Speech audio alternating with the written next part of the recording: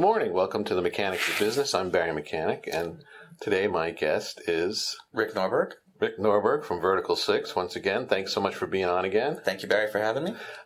Real quick, why don't you just remind us what Vertikal6 is all about? Vertikal6 is a full-service IT firm. We do IT outsourcing, projects, security, development, you name it. All right. Now, one of the things, and we've talked a couple of times, you've been kind enough to be on, we've talked about hardware, and we've talked about the cloud, and we've talked about software. Mm-hmm. One of the things that I think confuse a lot of people is this whole aspect of security. Sure. And hacking, and people trying to access data. And a lot of people are into Mr. Robot now, that show on USA. I love Mr. Robot. Yeah, it's a great show. I was actually watching it the other night with my sister. It was awesome. Yeah, I can't wait for the new season to come on. I don't think it started yet. Nope, we have end of season 2. We're going on to season 3, so yeah. So, it's one, let's start at kind of the smaller side of things, small businesses and as well as home. But basically, if you're connected to the internet somehow, yes, you need some form of security. Absolutely. As a matter of fact, you usually need layers of security rather than just one form of security. All right, so why don't you take us through those layers? Sure. So back in the beginning, there was usually like a firewall and an antivirus client. I say the beginning, I mean 15 years ago, not the beginning of time. So these days, we layer security kind of like a cake. So you've got security on the firewall, you try to have some layer of security on the network itself, some layer of security on the desktop, and now the layers of security on the desktop are getting more complex as well. Like everybody's familiar with the antivirus client they used to have that just stops viruses. These days, the tools are becoming more sophisticated so they can stop more than just viruses. They can stop malware, phishing, those sort of things. Okay, so you bring up, but everyone kind of knows what a virus is. Yep. But malware, what's malware? So malware is all the stuff you hear on the news where someone holds someone else ransom. So they put something on your computer that can... Right, well, basically what it does is, so the way malware works, they send you a link that says you need to, do this wire transfer or something like that. You click on the link, and usually what happens is the PC says, "You sure?" And the end user goes, "Okay," and then it goes out and it downloads this software from the internet, which basically starts to encrypt the hard drive on your computer, and it has the ability to reach out in anything you're connected to. So at home, it's not tragic because you're usually just encrypting your own machine. Well, it is tragic if you don't have a backup, but in a corporate environment, you can actually encrypt the servers that are on the network.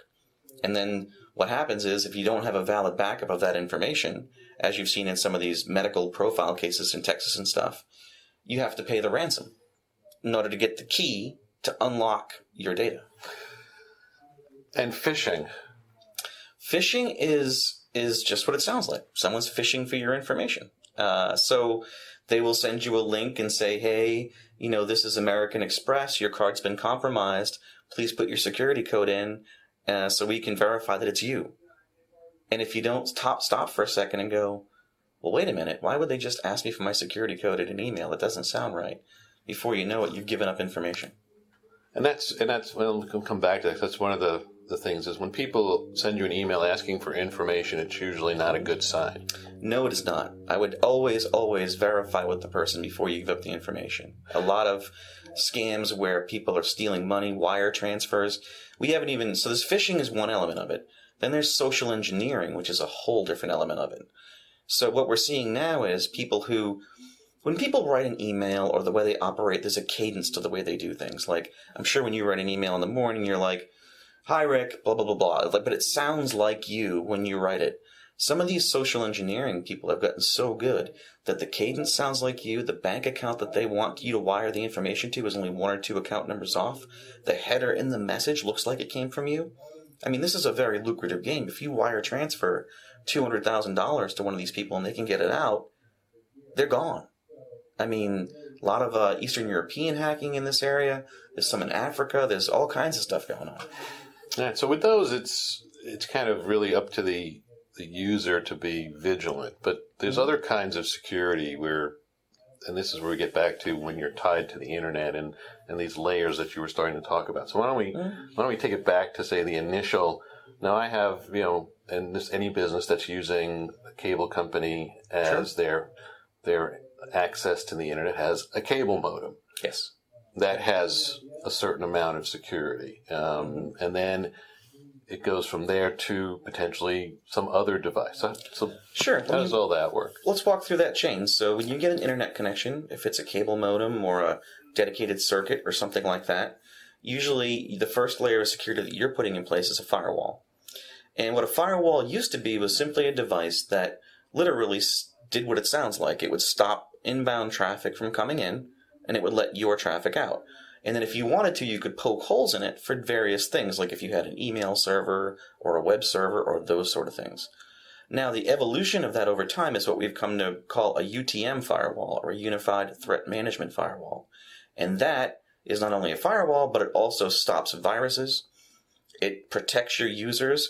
So if, we talked earlier about malware.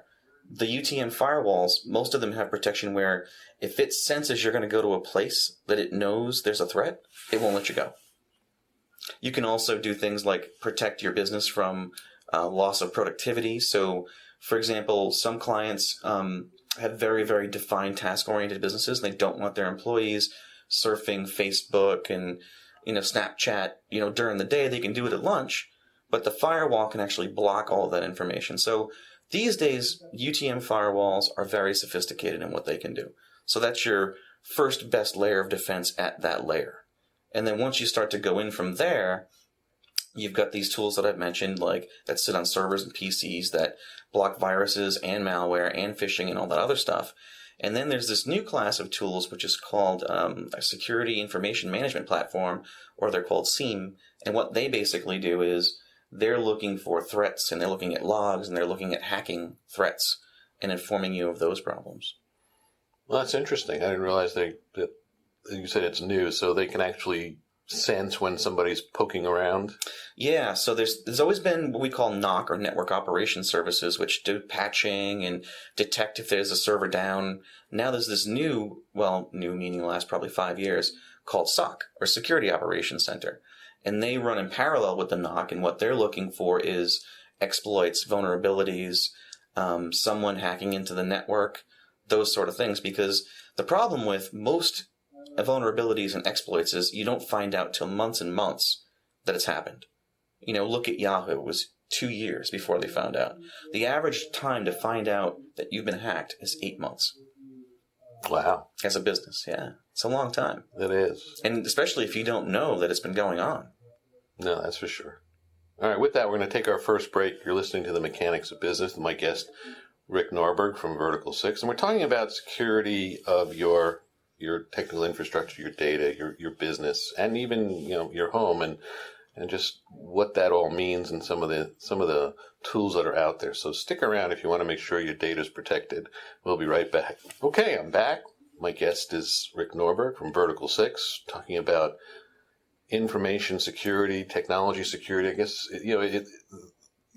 security is a very general term, but there's different types of security. Sure. There's the physical security of your network. There's the security of your data, which could be something else altogether. Oh, yeah. So we've talked about, there's sort of an initial piece at your modem that connects you to the internet. I mean, for example, I have a Wi-Fi modem at home. A lot of businesses probably have Wi-Fi in addition to their... Almost all of them do these days, yeah. So what you want to make sure is that somebody can't just be driving by, find your Wi-Fi signal, and just, access it. So there's got to be a code on that. There does. And usually when it comes to Wi-Fi, there are different layers of security. So on any business that generally has guests that come in, you've got at least 2 Wi-Fi networks. One is a corporate network, which is secured one way, and the second is a guest network. And what the technology's been able to do over time is virtually separate the two. Right. So this way, somebody who's your guest, and you can see this a lot in restaurants and medical practice, are on basically a separate network and can't access your company data. Correct. So if you're on the corporate network, you can get to one set of information. If you're on the guest network, generally you just go right to the internet. There's no access at all to any kind of servers or corporate information. Now, is that something that's a physical thing? Is there two separate devices, or is it something that happens? It's all virtual.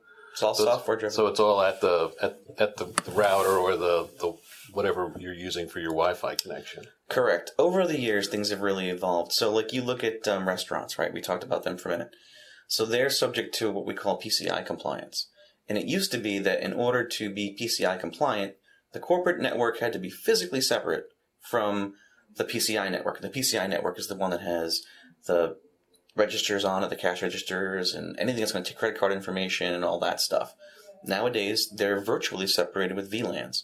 So you're only buying one piece of hardware, but yet you can segment it into these different virtual things. Okay, so for a restaurant, if they've got a system that's tracking their accounts payable, their financial data, all that has to be separate from the one that is actually processing the credit cards. Absolutely. Yes. And then it brings up another question, which is, all right, when I process the credit card, well, how is somebody not able to just somehow intercept that signal and read the credit card data?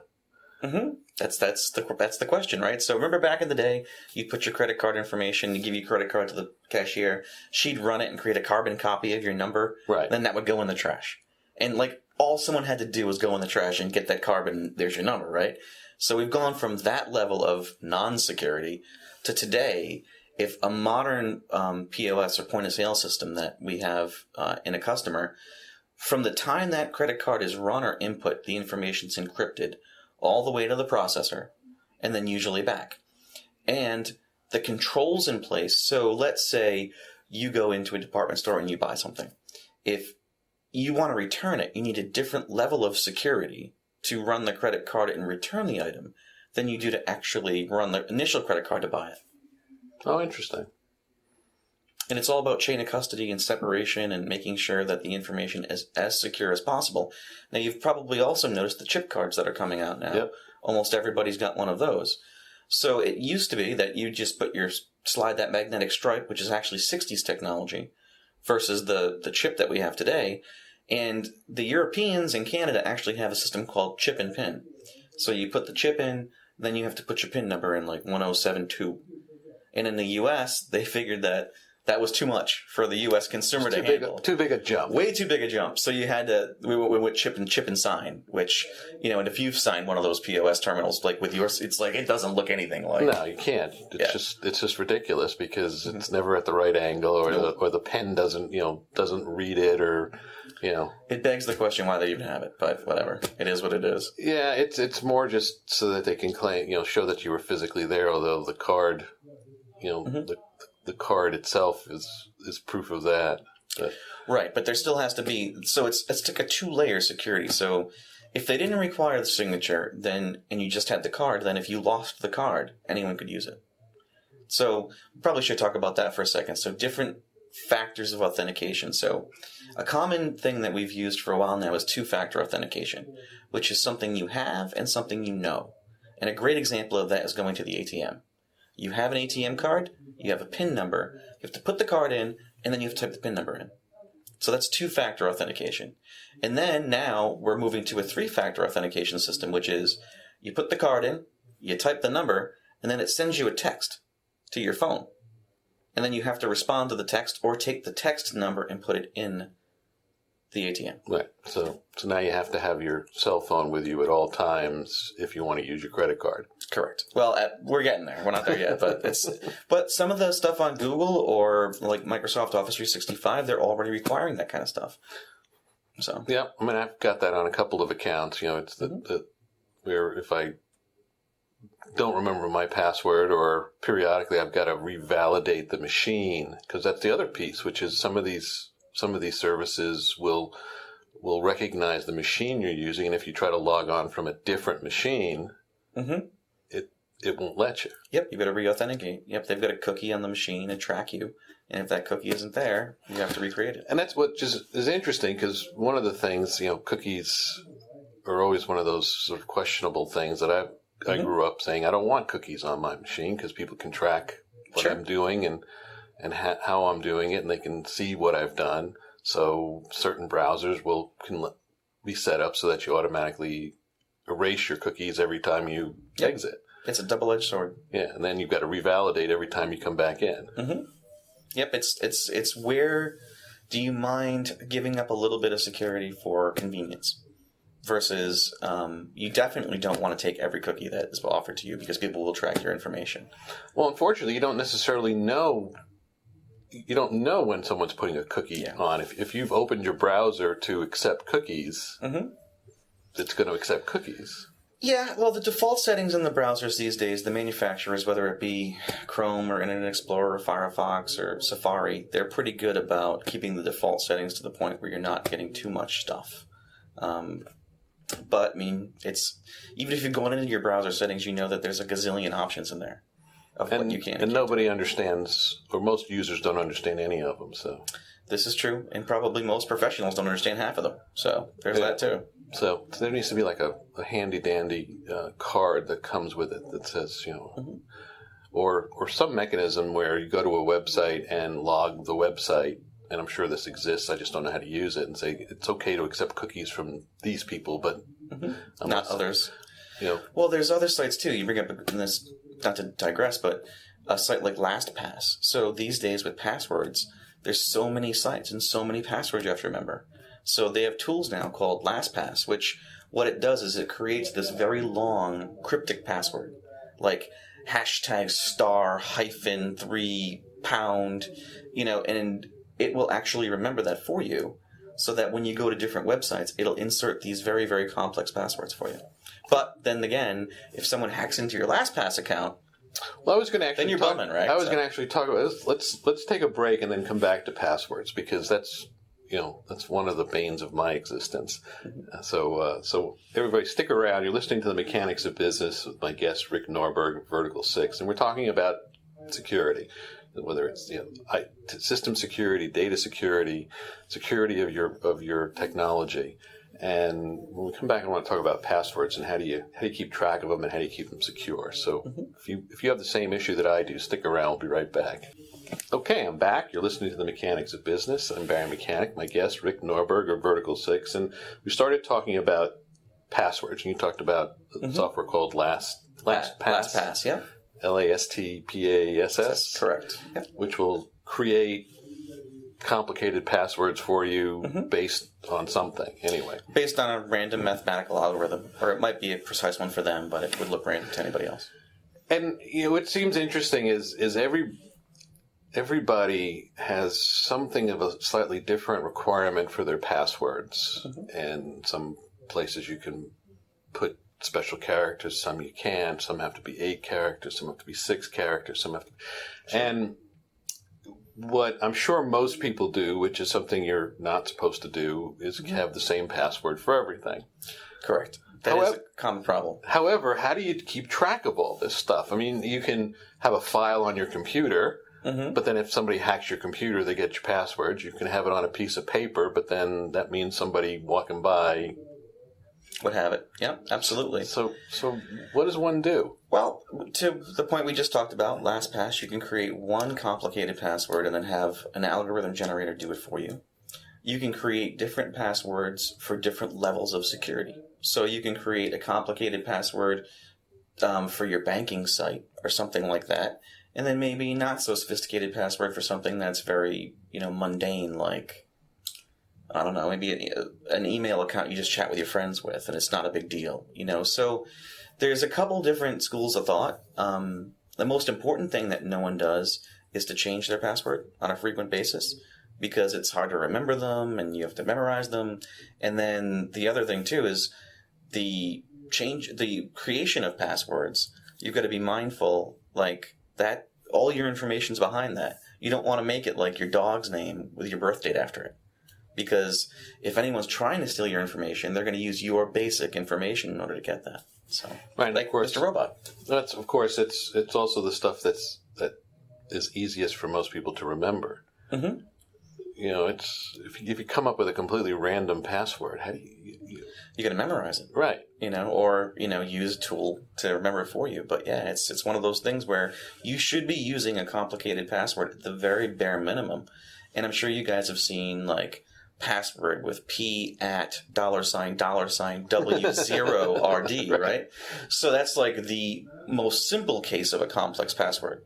And what people don't understand is that folks who are trying to get at your data have tools that will just keep generating passwords. And this is the keep problem, trying. is as technology evolves, like it used to be people would have a dictionary file and they would run it against your password. And that's how they would crack your password, right?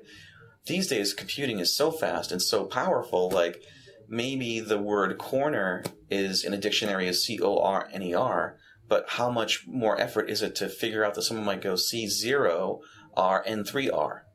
So the dictionary files are becoming more and more sophisticated. The other thing that sophistication, someone sitting there going, well, I'm just a small business sitting off to the side here. No one's bothering to try to hack me. And the reality is, again, the hackers are they just got machines that go out looking for openings. They're looking for an open port or something that they can get in. And then once they get in, they figure out whether it's worth anything. Absolutely. And they're looking for, so there's only so many addresses, right? Like 10.1.1.1, right? That's one of millions of addresses, but there's only so many.